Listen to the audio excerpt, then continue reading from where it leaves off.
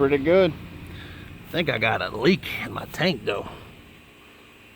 It was bubbling as it was running. I don't know what from. That's not a hole, that black spot that you see under the vent. I don't know what it's doing, but they got fuel that comes out, it bubbles and it runs like along here. I don't know. But it runs smooth, wide open.